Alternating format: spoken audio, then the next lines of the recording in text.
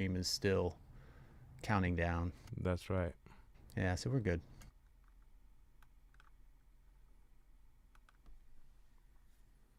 And we probably have at least a minute of latency. Yeah. So around our 158 mark. Oh, there it is. So it has gone live. Good. Well, we'll wait with the stream live and hope All right. Yes. we see people join. There are 5 waiting. At least a minute of latency. Yeah. So around our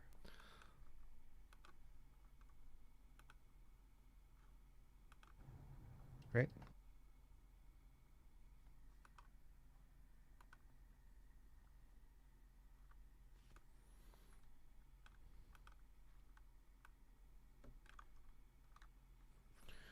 I do get a return though for some reason. I don't understand from where.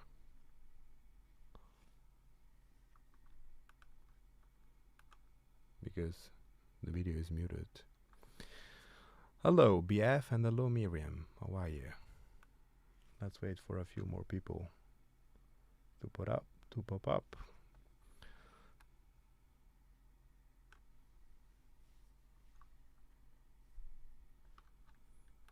I don't get a return anymore, so that's fine. Can you hear me, Joe? Yeah, I hear you. Great. It's great. Looks like the chat is working as well. Hi, Miriam and BF. Yep. Can you hear us all right? Do you want to give us a little heads up? Hello, Xin.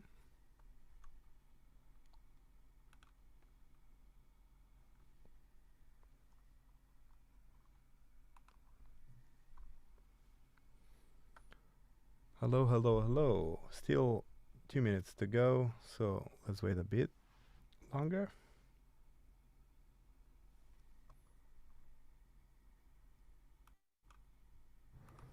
Hi, Sunny. Thanks for joining.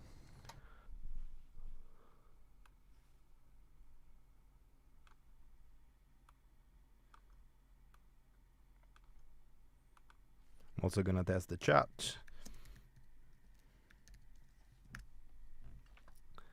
Seems to work.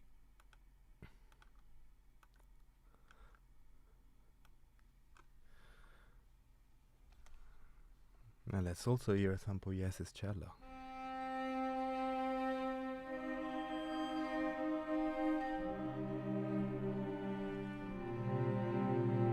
Hello, Ruben. We could both play at the same time. It would be like the orchestra tuning. Absolutely. Are you don't you in A in the States? Yeah, right. We're 440 though.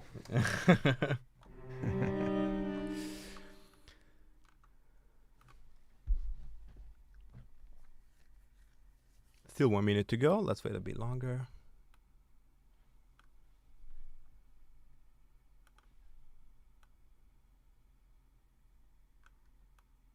Good evening, Ruben.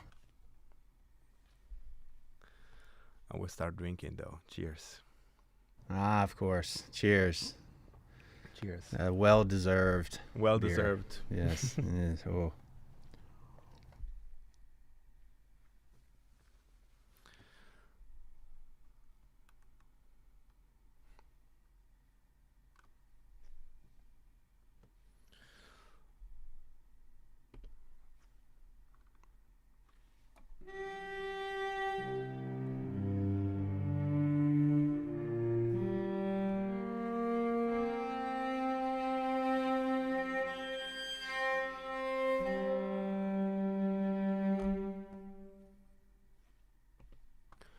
And unfortunately, we're aware that the sound isn't great, but it is. This is as good as it gets in terms of Zoom bitrate, apparently. And for live streaming. And for live streaming, it's exactly. Fine. It's great. Thank you, Ruben. All right. I think it's 7 p.m. Shall we start? Well, 7 p.m. in Edinburgh, Scotland. 2 p.m. in South Carolina, although you're closer to Charlotte, I guess. Yes, is we North are right on Carolina. the line. Charlotte is the big city nearby. All right, so this is Alessandro from Sonora Cinematic, and today I am here with Joe Miller, who is my Joe Miller from the Wave Lab studio is talking from this evening or this afternoon for him, and Hello. he was but is my partner in crime for the production of for the making of Poiesis Cello, but for the entire Poiesis string series. And I'm saying this because we do have planned a double bass, viola, and violin to go. So done one, 3 more to go. Are you ready for editing a few thousand more samples? I am as ready as anyone can be for Absolutely. that. We still have to Yeah. finish another project before we get to the next one, though. That's right. We also recorded Casey Dreesen together, another library. So yeah, I mean, basically business partners, which was kind of random. I guess that would be a cool way to start. We could tell a little bit about how this whole thing came together. How about we start? I with would like that. Yeah. Okay. So basically, the reason why we are doing this live stream and the reason why Joe helped me producing this library is that I was actually gonna do this library for another developer before I started my own company, Sonora Cinematic. And this developer kind of tasked me with the task of asking for quotes around. This was like a concept that I pitched to this developer, and they were really interested. I've asked for a few quotes to a few studios that they knew, although me and Joe never met in person, but I've been secretly admiring his wall of modular synthesizers for a while, so I knew that he had a very nice studio, and he gave me a quote, like we had a great time, we kind of connected very well, and then the project kind of fell apart for a few other reasons, and so I said, you know what, we should probably do it, and we kind of partnered together, and we did it ourselves, and it was lots of fun, and a lot of recordings. We spent a lot of time finding the right cellist for this, is that right? And we obviously needed someone that was more or less local to Joe because we knew that we were going to record there. We wanted a classical musician who would be able to get the technical chops, to have the technical chops to do a sampling session like this, to control the sound the way we wanted to control the sound, but also someone that would be open-minded enough to try a few things out. For example, the textural articulations that you were just listening to were something that were very much improvised during the session, and improvised. They were kind of really very much produced during the session, and we experimented too right there. And we found Alan Black, principal cellist of Yes. Charlotte Symphony, right? That's right. Principal cellist for the last 25 years or more. I can't remember. Wow. Long time. Yeah, and great guy. It was his first sampling session, so he had to get used to play one note after the other rather than than Bach or some romantic concerto, I guess. And it was. Now I was gonna say it was a little reluctant at first, but it wasn't really. It was just super open-minded. It had fun and explained. I've been writing music for quite a bit, but I learned a few things about the cello myself in that session. I guess that's a cool thing about sampling an instrument. Like you get into such microscopical details that you kind of end up learning a lot about it. What do you think? Absolutely. I learned a tremendous amount, and I can't say enough how thankful I am that Alan was the cellist that we found, because he is a very traditional classical player, but he's also a kind and lighthearted spirit, almost a Zen master, in some Yeah, ways. that's right. You know, he once he realized what we were doing in the session, he really embraced and, you know, got into the idea of musicality for every note. And, you know, he would play a note and sometimes he would stop and he would say, no, no, no, I can do it better. You know, Yeah, and it yeah, became almost like a personal exercise for him. And, you that's know, right. yeah, he was an angel in this session. So And also because, and I guess this is a good time to share. We basically found out that we need to share the screen to get a good quality, because the virtual camera in OBS distorts and pixelate the interface too much. So you should have a nice clear view of my screen right now. And so this is the instrument. If you haven't watched all the videos that we've been spamming everywhere with for the entire day, this is the instrument. Sharing, exactly. Yeah, sharing, not spamming. Okay, you're right. Yeah. And these are all the articulations that are. So actually, first, quick introduction. There are two different patches. This is the textures patch, which is a collection of 43 different articulations, and they're all long sustained notes, and they're all looped. So you press a key and they keep going. And then you have a shorts patch that I have over here, which is simpler, and it's kind of a complementary patch that has all the basics of shorts articulations with a sound that matches the textures, and that's quite important, and we'll get into the sound right after I told you about this, because that's quite important.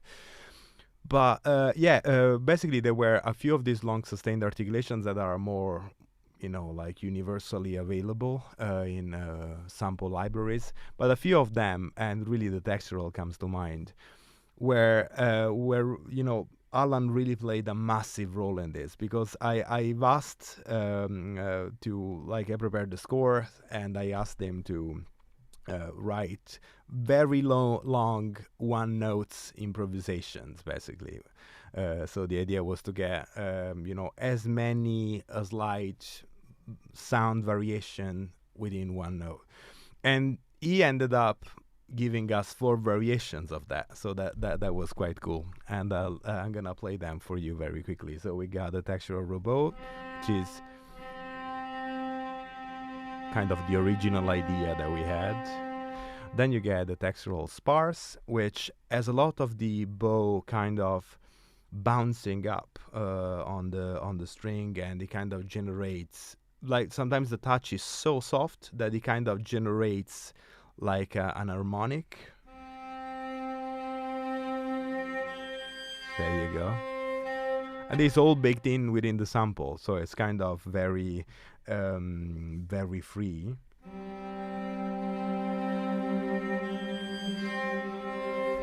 And then you get the medium, which has more waves, and the dance, which has even more. Oh, sorry, I was playing with the wrong layer.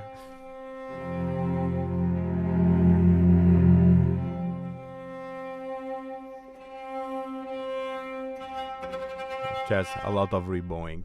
And so, you know, like, we came there with the idea of doing one articulation, and we ended up doing 4, which was very interesting. And the other side of it was also that we tried a lot of the extended techniques that we didn't even know that we were going to record. For example, the bone tailpiece, which is basically when he hit with the we actually bowed the tailpiece of the cello, so it obviously doesn't give you like a pitch. I mean, it is sort of a pitch, but you can't tune it. There's this very hollow sound, which I really like. love it.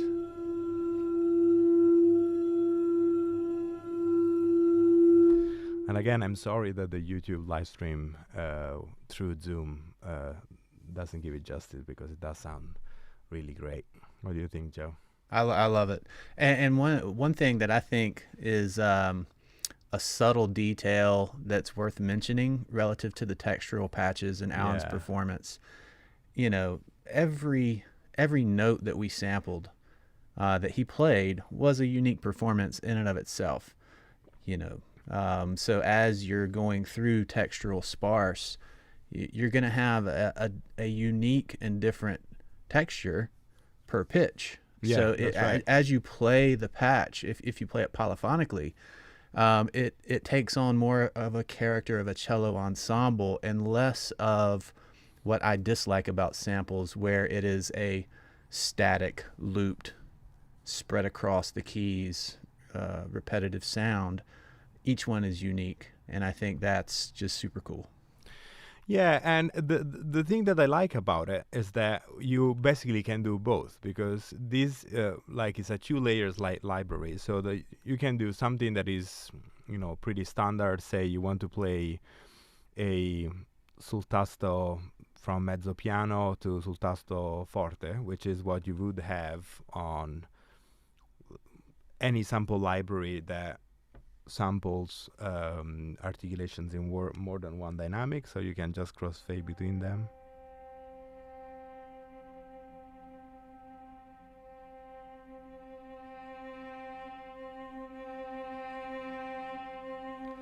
And that's basically how most samples work. And instead, the textural, it's something completely different. It's really out of your control in a good way.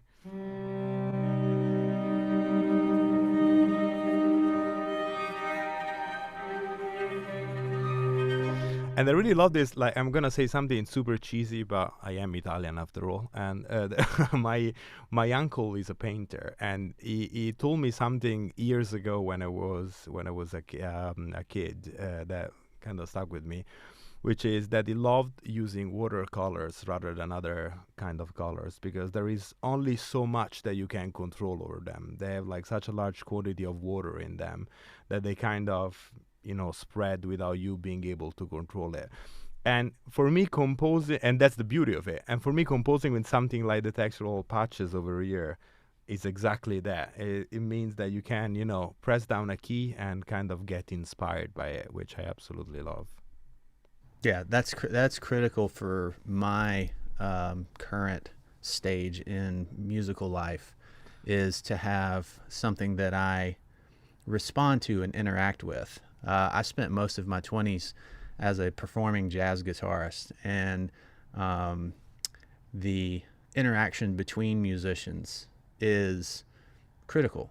And as I moved into production, you know, with the computer, sometimes you feel like you've lost that. Alessandro Yeah. mentioned my unhealthy obsession with modular synthesizers. That's partially also the same philosophy, in that there's an instrument that I have to respond to musically.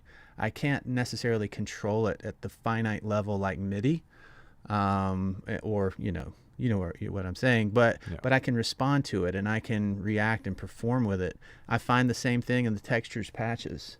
I really enjoy playing through the textures and scoring with them. You know, so as I'm watching picture or doing something and I can play along with it, I might not get exactly what I was expecting, but I might find that pleasant surprise, that happy accident in those Exactly. patches. Absolutely. You know, it's so Yeah. much fun. And talking about scoring, in fact, I've been using this library a lot on a film that I'm still scoring, but I happen to be that I happen to start scoring as we were kind of getting close to release. And not to go through a tangent, but you know, don't like, if you're a sample developer, don't start using a library that you're developing in your template, because it will change 100 times, and then, you know, recalling it gets tricky. But you know, I've done that. And the cool thing about it is that this film that I'm scoring is very synth driven. It has, you know, like lots of pads. You know, it's like classic contemporary film score. It has like a lot of pads and pretty static things. And when you get a score that is so electronic, if you put something like this, like the textural patches, just like literally take the MIDI region from the synth and moving it over to the cello, and you get the texture patches on. It kind of gives a movement and an organic feel to it, which you don't get with the synth. That blended them together, and you get like something that is static yet evolving, which I think is really cool. All Yeah. right. Yeah. You know, and I mean, this concept of the textural patch. I mean, that was really the core of the original conversation. I feel like this instrument, as we developed and worked on it, we responded to it, and it grew quite a bit. You know, Alessandro mentioned Yeah. we now have more textural patches than we anticipated. We added player noise. We did not anticipate that. Oh, yeah, We that's a good added feature, yeah. shorts. We did not anticipate that. So we were kind of responding or improvising as the instrument was being made. Yeah. But the core thing that really excited me and brought me on board with the project was Alessandro's original idea of, you know, being able to morph between articulations, but specifically these extended techniques and textures. I'm in a phase right now where I very much appreciate sound design as a musical element. And, you know, I came on board just with the idea that we were making a smaller instrument that was just something that we could use as a sound design palette.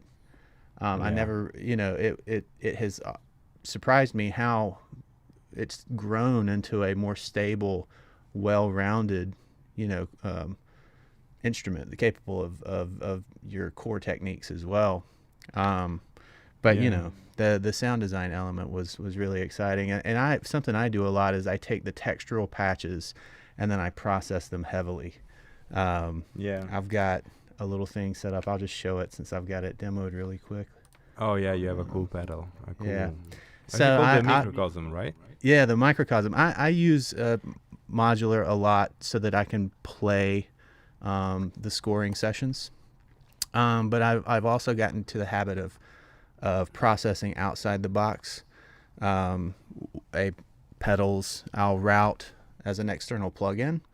And here, you know, we can set up just a basic textural patch, which by itself is great. So I'll play just a second. I'll pour more beer in the meantime. So by itself is great. Put it through an external effect.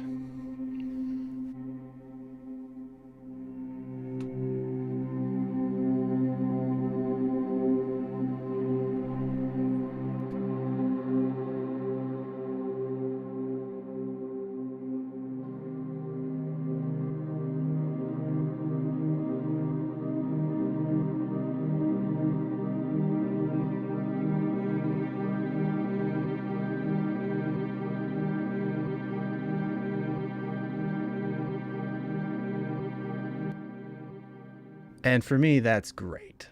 That's just so much fun. And it's you know, it's a cello, but it can be so much more if you start building from it. And I just love that. I'm so envious of that pedal that you got. Is it called the Yes, microcosm? it's not right? it's not my talent. It is the pedal. So Hologram makes the microcosm, and they make a lot of wild, crazy effects. That one, granular looping, micro looping, delay, various things. Fantastic little bit of kit if you're looking for something fun to play with. Yeah. Obviously, Poiesis Cello first. Yeah. Kidding. That's right. I think this is a perfect occasion to move into the sound, talking about the sound. But before we do that, one little thing that I wanted to add to the conversation is that another thing that I really love doing to get into more kind of acoustic film scoring territory, like stuff that sounds like a cello, not something that sounds like something else, is that with this system, you can do also something with this crossfading system. You can do something that it sounds like it should be possible, but it isn't, which is selecting articulations where the player wouldn't have well, two things. First of all, you can do things like crossfading from sul tasto to normale, from normale to sol ponticello, from sul tasto to sol ponticello. So you basically you'll be able to get, you know, simulate the player starting from sul tasto and kind of gradually bowing more towards the sul ponticello, which is cool. But the other thing that you can do, which I find really nice and is a subtle effect, really subtle, but it does gives you a good movement in a static harmony, is when you start using a sul tasto or a normale and then you add the same articulation but in the consordino flavor. And that's really cool because obviously in real life the player wouldn't actually have the time or just not physically possible to add a mute to the instrument while they're playing, but it's something that you can simulate, and I think is so cool. And I've layered this on live strings as well, playing consordino, and it sounds great. In fact, I can't share it because it's for a project that I'm working on and it's under NDA. But you know, like when it's available, I'll do it, and it sounds really great. In fact, let me show what I'm talking about very quickly. Again, I share my screen again.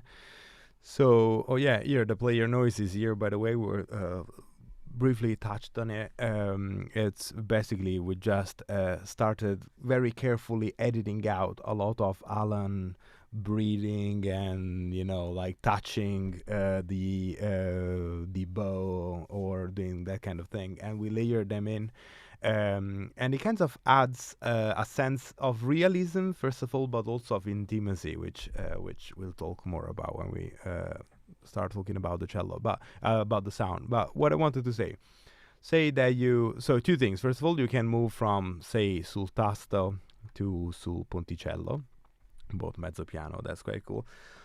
I'm wondering if I put my aerial view so you can see my controllers. Okay, I'm moving CC1, which I got over here, and CC11, which is just the volume. And let's go here, for example. So you can start from the sul tasto.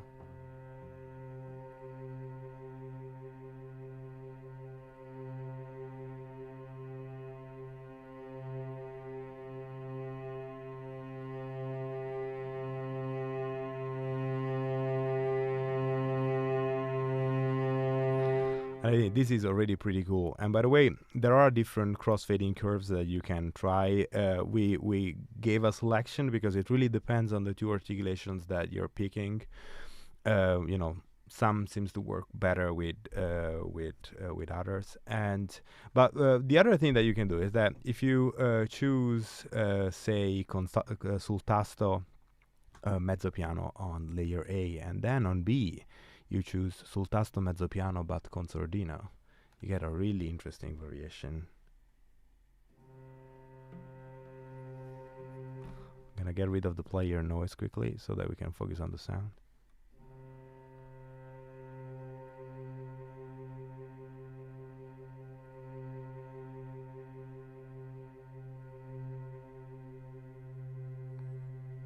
See, all of a sudden is way more mid heavy. I don't know if this translates with in the live stream.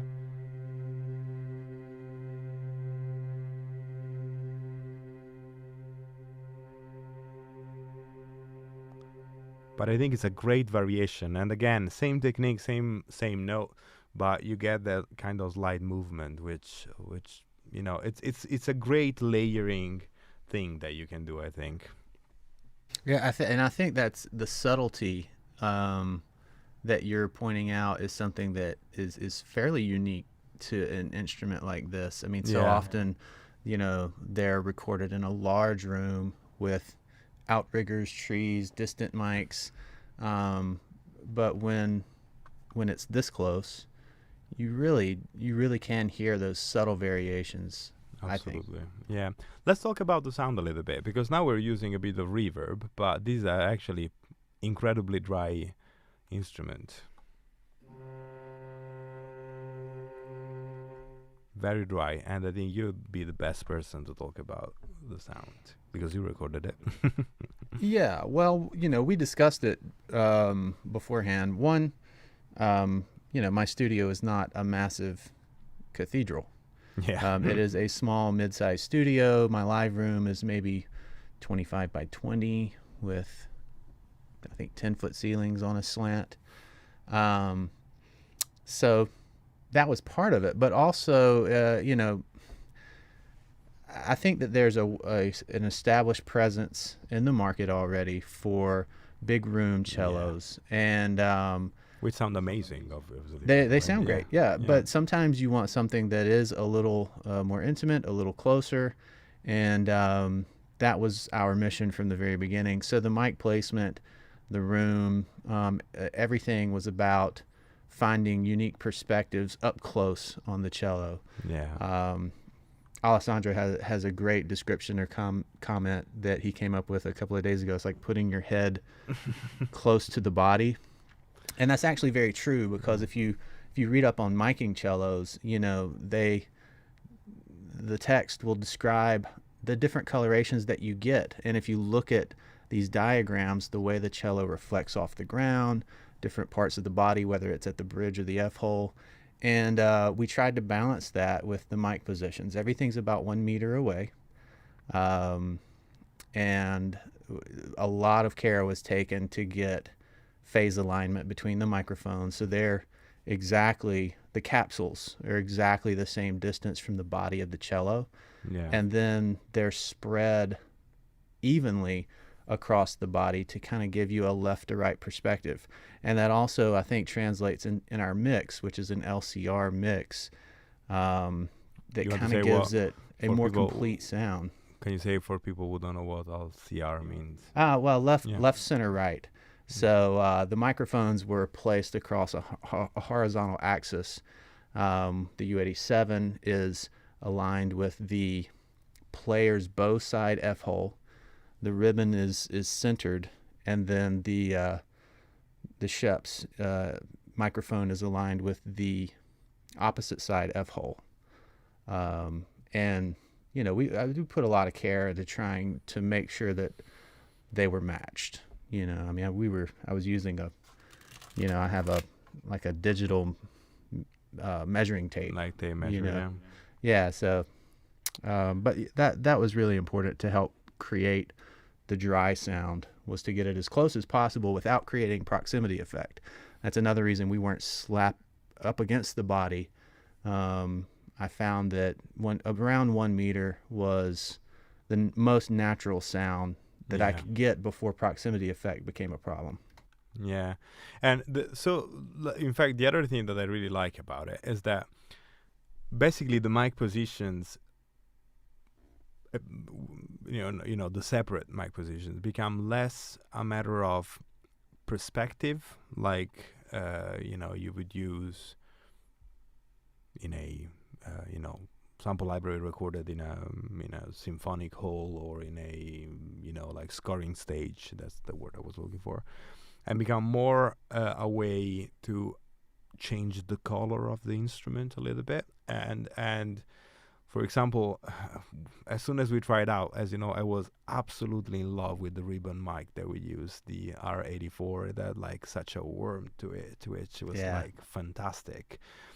But obviously, and actually happened exactly the same when we then recorded Casey Dreesen. I just I'm just in love with that mic. I need to buy it myself. It's fantastic. And but obviously that doesn't work in every circumstances, in all the circumstances, because sometimes you need something brighter, you need something that shines a bit more, and so you get this very nice variation where you get the mix, which is like a pre-rendered thing, which I think sounds great in like 80% of the situations. And it's also obviously much more CPU friendly because it's pre-rendered. You're not loading every single mic position in the RAM. But then you have these 3 different options that each of them, can give you a little bit of a different color, which I think is great. And then the other thing that I wanted to say is that the dryness of it means that it's so versatile. It means that it can be incredibly intimate. Again, like I like to say that, it's like resting your ear on the body of the instrument. You can really feel all the resonances, but at the same time, you can also slap it into a massive reverb. I just here I have the. Sorry, I'm just gonna share my screen again to show something. So here I have. I bypass the built-in reverb, and I can send it to Valhalla Shimmer, which I think most people use together with the Eventide Black Hole, and you get such an amazing sound, this combination.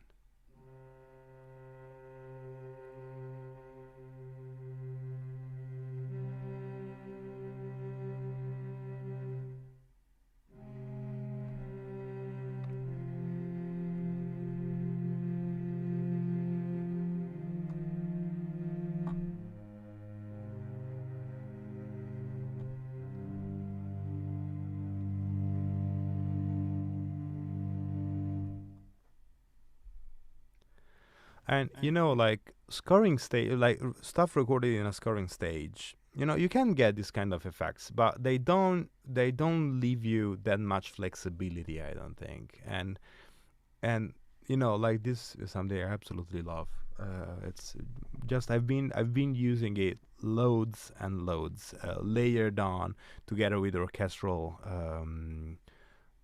ensembles and on its own. It just very versatile. I think it's great. Yeah, and relative to that, I'm gonna also show something with the mics right quick. So we're a little bit louder, just so we can really have a perspective on the signal. Very dry. So I've turned off all the reverb. If we use a standard convolution, you get the room is very big. But if we go for just a small combination of mics, get rid of the mix, using the small diaphragm panned left with a little bit of the ribbon in the middle, you can almost create that distance and the stage placement. So it's definitely, if you mix it and take the time to experiment with it, you're going to get a huge variety of tones that are easier to do with a dry, close mic cello, but impossible to do with something that has a massive room pre-baked in. Yeah, exactly. And also, like, this kind of sound is great on the shorts. Again, the shorts is something that we did as a complementary thing. Basically, we weren't even thinking of sampling it at the very beginning of it.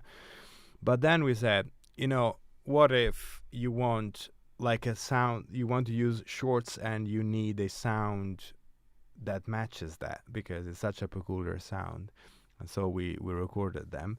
And with this mic placement, they are so dry, so in your face, so aggressive. Then they're absolutely great. And they've actually been layering them on trailer tracks, which is stuff that, it's the exact opposite of what we were thinking when we sampled it. But actually, they are so aggressive. And maybe let me share that for a sec. So if we go on the shorts, let me also bring it up. Okay, so here are the spiccatos. I'm a terrible piano player, so sorry about that.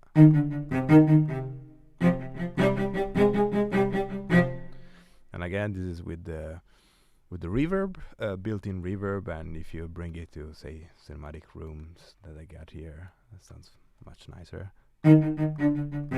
It's a bit long maybe, but I'm not gonna go there and adjust the pre-delay and the length. This is just not the purpose of it. This is just the limitation of contact on reverb. Oh, sorry, I didn't mean to do that. And if you keep it bone dry, so aggressive.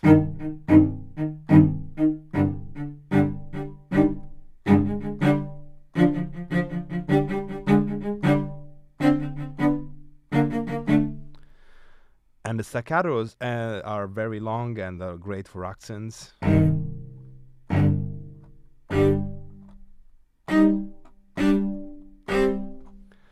then on the pizzicatos, on the top velocity, 127, you get the snap pizz, the Bartok pizzicato. I'm using a keyboard which has a terrible velocity curve. It responds really badly. I use this one just because it's the most compact with the most number of octaves. Just gonna show it. It's like the Nectar 61 is the only 61 keys that fit on my desk. All the others are 49. It has a really terrible velocity curve. I guess I could tweak it, but I never did it. And if you really, so I really need to hammer it, but it really triggers it, and it's great.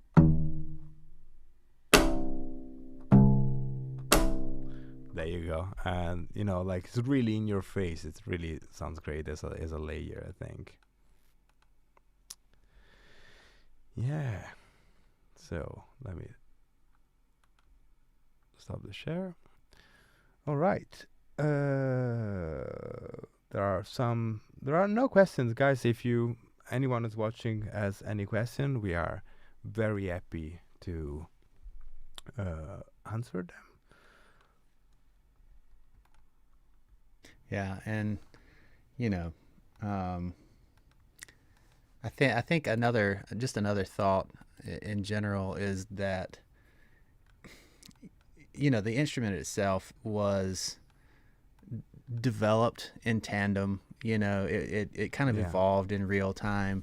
I think there's still some evolution for the instrument maybe to come. We can't really say anything at this moment, but definitely, I feel like there's so much that I learned from doing this that I can't wait to apply for the double bass, the viola, and the violin. It's going to be a process, but I'm super excited and really glad to have had this journey with you, sir. So once again, salute. Cheers. Absolutely. Yeah, actually, one thing that I do want to address is that I've had the question a lot today after the release, which is how about the legato? And yeah, that is a good question. We did record a lot of legato transitions as a test. Actually, we did. Was it half a day of recording session or one full day? Yeah, it was more than half a day. We did the legato and the shorts in a 10-hour session. Yeah, so we knew that we were not going to release it, but we did a few test recordings, and we experimented with it a little bit, but obviously it wasn't like we didn't want to release it because it wasn't up to our quality standard, and we were never intended to anyway. But the thing is that this wasn't really within the scope of the instrument. Again, the instrument was really something that we wanted to do as a way to give flexibility in terms of very different articulations. It was really something that was going to be focused on long evolving articulations.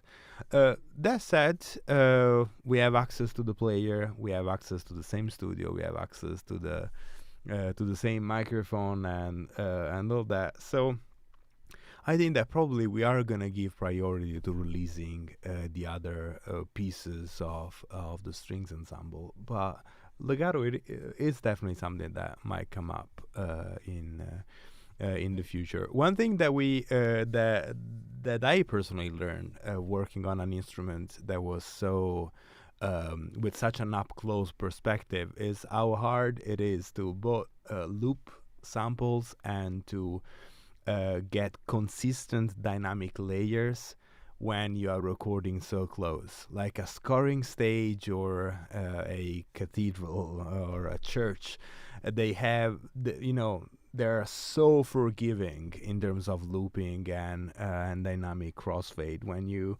I can't believe how much time we spend, really, well, first of all, editing, but also, really finding good looping points and consistent dynamics. And when you do legato, you really want to have that kind of dynamic consistency. And I think we've achieved it here in the articulations, but then achieving it on the legato transitions, that means, you know, many hours of extra recording sessions. So to answer to a few emails that I received, that is something that is definitely doable, but it will be probably in a future update, and will probably be a paid update. I think it's fair to say, meaning another library that kind of adds to this, that it would be like a kind of add-on to this. Again, not planned for now, but definitely something that we'll be thinking about. Sure, and we do have a couple of questions coming in. BF says, I'm curious about why the shorts are seen as separate and complementary rather than being a part of the main patch. Any thoughts on separating? I think organization for one. Well, organization for one, but also like technical design. Basically, you can't really crossfade shorts because they don't loop. They're not long. So the idea of the main patch is that you crossfade between two articulations, and to do that, you need to have the two samples that keep playing at the same time, so that you kind of use crossfading curves to to morph between them. And a short by nature is a short, so it doesn't keep playing. And besides, it wouldn't make much sense to crossfade between a sul tasto long to a short. So I use the word complementary to mean there was something that we did as an add-on to match the sound, and actually I ended up being incredibly happy about how they turned out. I am super glad we got the shorts. Yeah, I think they're super, and definitely, as we started getting into the prototypes, I felt like I just wanted the shorts for me. We all use them. We all love the ostinato cello passages. It was just like, we have to do that. Absolutely. We have to do that. Yeah. There is another question. Guess sir, I think is how we say it. Asked if we would explain a little bit about the instrument. We've kind of overviewed that. How the sounds are structured. I think we could probably show the interface and show how the different articulations are broken into groups. And then he asked for a demo of a couple of unique sounds. And I know we have not exhausted all of the unique sounds that are in there. Absolutely. So we'll play a couple that we haven't done so far. I shared my screen, but if you prefer to do it, I'm also go okay for with it. That. Okay. You're there. So first of all, I think I still have the shimmer, so let's get rid of that. So you can hear the actual instrument, and let's bring some reverb, built-in reverb back on. So the sounds are organized. So you have two main layers. So here you select articulation that gets loaded into layer A and articulation that gets loaded into layer B. They are absolutely identical. So anything that you find in A, you also find in B. They are divided in, I think they're 9. 1, 2, 3, 4, 5, 6, 7, 8, 9. Yes, plus you have, because I remember that we had like 10 techniques, and the 10th is the shorts, obviously. 10 categories, and the 10th is the shorts. So you have ordinario, tremolo, sul tasto, motions, sul ponticello, harmonics, textural, flautando, and then like a kind of a umbrella category that gets tratto and extended techniques. The weird stuff. The weird stuff, exactly. We wanted to call it the weird stuff, but it didn't seem polite. Yeah, that's a technical term. It's a technical term. Too difficult. Exactly. You should show them the motions. That's what I was thinking. I'll get into the motions in a second. So basically, the ordinario means just plain normale. It does have articulation that I personally love, which is super soft, poco vibrato, which is basically as soft as we could get Alan to play. It still has a tiny bit of vibrato to keep the note, in tune, and to, manage to produce the sound. And I love this one because it's very piano in dynamic, very piano. It's pianissimo I've been noticing that despite me being Italian, when I speak in English, I kind of go for the pianissimo or piano. I'm not sure why I turn British when I do these things, but anyway, you go like very. It's played pianissimo, but at the same time the volume is kind of high because the microphone perspective is so close, so you get a lot of detail. I really love this one. It's kind of really frail. I really love it. Even though it's pianissimo, turn the output of contact up a little bit so they can hear it in detail. Sure. Yeah. There you go. Let's turn it up.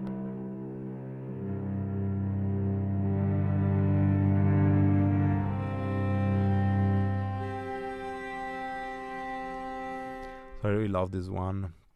And then, yeah, tremolo, I don't think you need an explanation for it. Then the textural is the stuff that we discussed. There are some flautandos that I think have been popularized by Spitfire Audio. I think that now everybody needs to have a flautando technique because they made it so...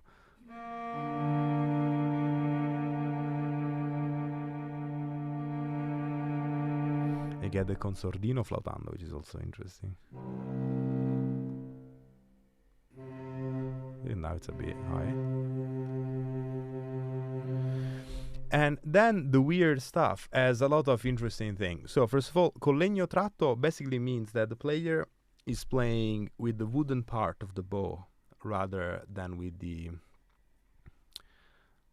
I'm running out of English. How do you call it? The hairs. Okay, perfect. I did want to say the hair, but then I said I wasn't sure about it and I didn't want to. Okay, so the hairs, fantastic.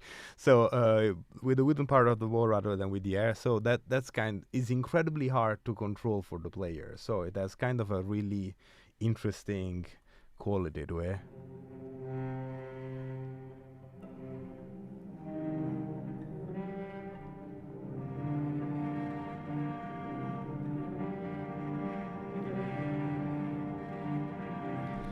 Really nice. And then you get the play behind bridge. So basically they're playing behind the bridge.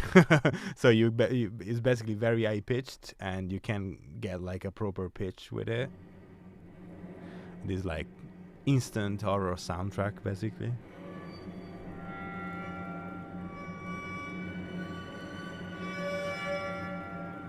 Yeah, it does remind of a waterphone a bit. Exactly, absolutely, yeah. I've just ordered a waterphone. I can't wait for to arrive. Anyway, Jealous. That's another story. And then you get a pluck behind bridge. So that was basically just Alan tickling the strings behind the bridge. This is so nice.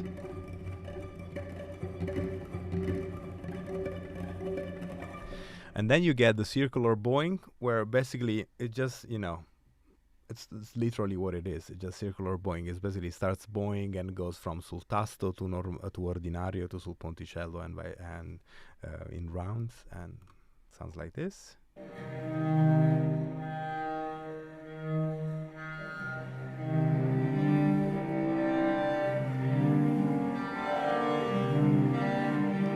Nice. This is great if you play like a bit of a dissonant harmony.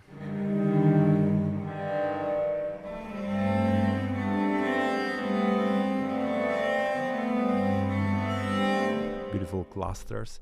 And then bow on tailpiece, which it's basically is bowing the tailpiece. Another instant horror soundtrack. Which, however, I think that if you get like a kind of very big reverb, it can sound pretty beautiful actually.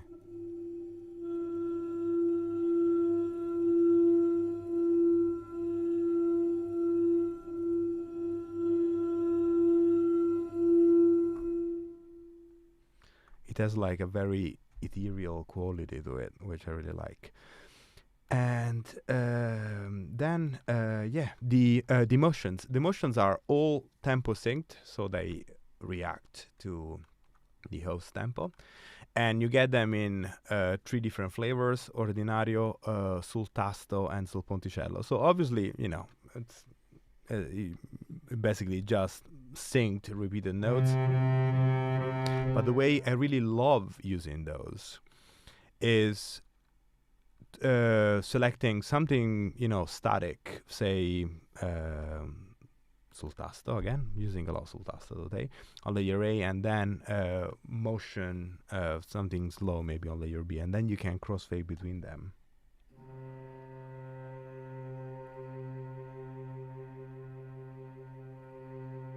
Here it comes, you start hearing a bit of movement.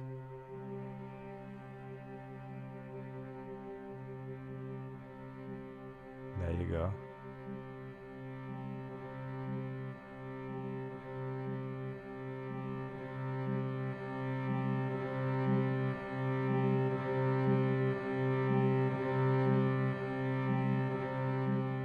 Yeah, I like doing that with the eighth note in normale or a standard, and then moving the crossfade quickly in almost a performance like mode to change from.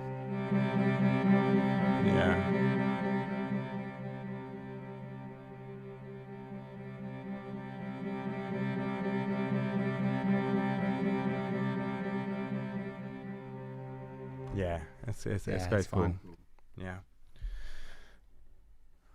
Just gonna look a few more questions. A link in the description would be good too. Love Droner, by the way, so really looking forward to this. Droner is the other project that we're developing. I am gonna drop you a link in the description. Absolutely. Let's do that. Or actually, I'm gonna do it in the description later on, but I can send you a link to the library in the chat, and then when the live stream is finished, I will add it to the description. But here it is in the chat. Riccardo said for the legato patch, so I think we've answered that. Thank you, very beautiful. Thank you very much. I've tried crossfading shorts many times. It is hard. Okay, yep. Oh yeah, you mean ARPs, yeah. Well, you see, like you can get something similar with the motions that we just showcased. If you get something, you get up to triplets. So this can get pretty fast at high tempos. We are at 120 now. Actually, let's do it on sul tasto, so that you have the same articulation.